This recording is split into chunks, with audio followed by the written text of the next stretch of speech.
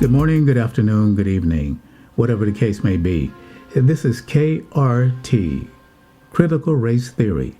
It's not the one they teach in law school, but the one banned in public schools. In this episode, we cover the GI Bill, Episode 3, Copyright 2022.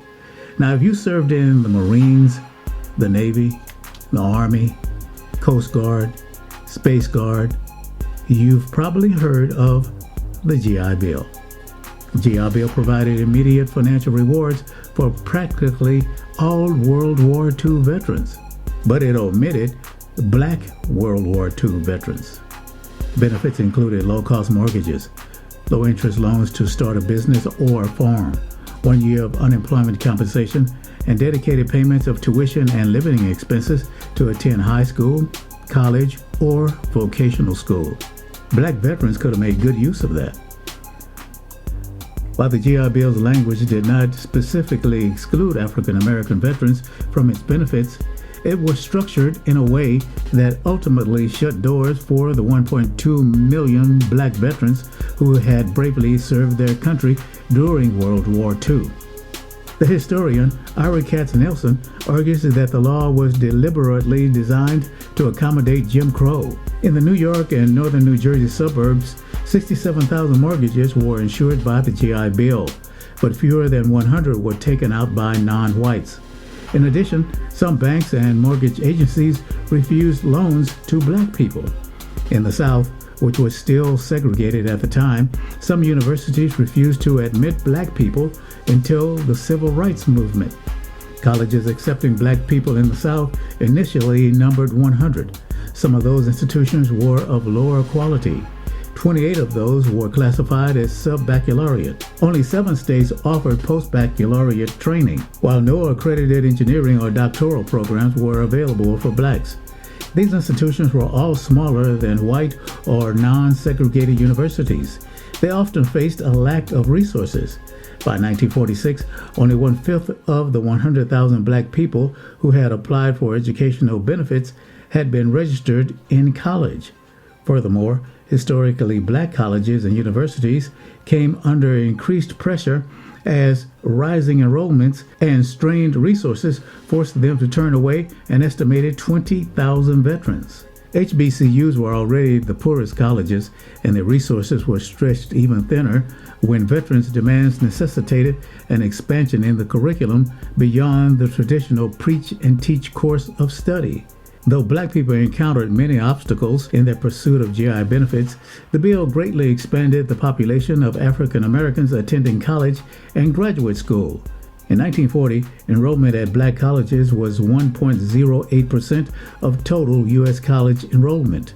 By 1950, it had increased to 3.6%.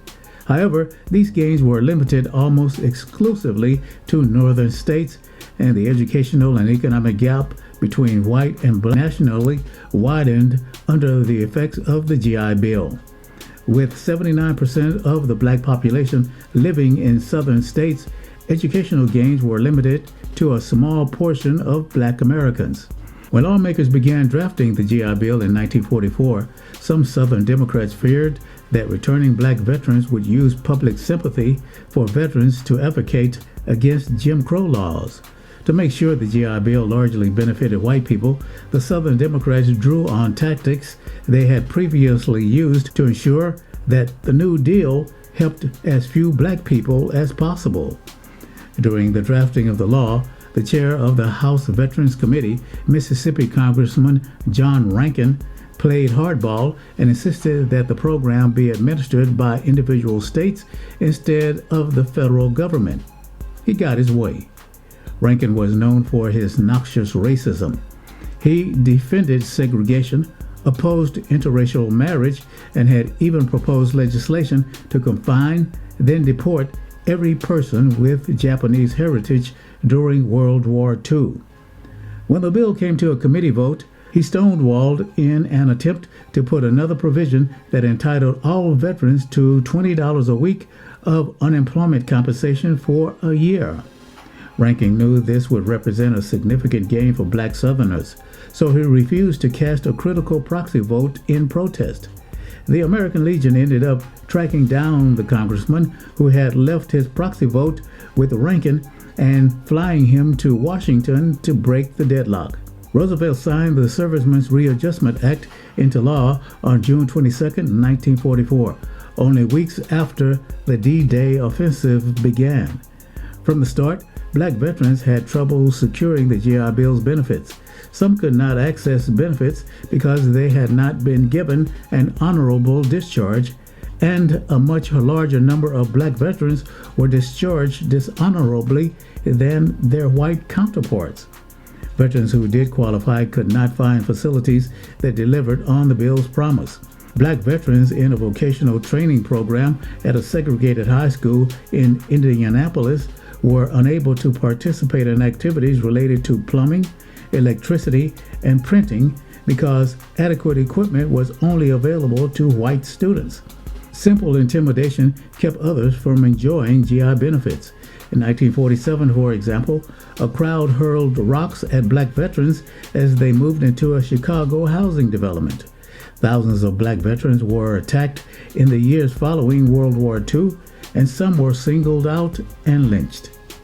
Black veterans and civil rights groups protested their treatment, calling for protections like black involvement in the VA and non-discriminatory loans, but the racial disparities in the implementation of the GI Bill had already been set into motion. As the years went on, white veterans flowed into newly created suburbs where they began amassing wealth in skilled positions, but black veterans lacked those options. The majority of skilled jobs were given to white workers. The GI Bill was created for World War II veterans, but not black veterans. This has been Critical Race Theory, Episode 3. Thanks for checking in. Please like and subscribe, and share this video with your friends and family. We'll see you next time.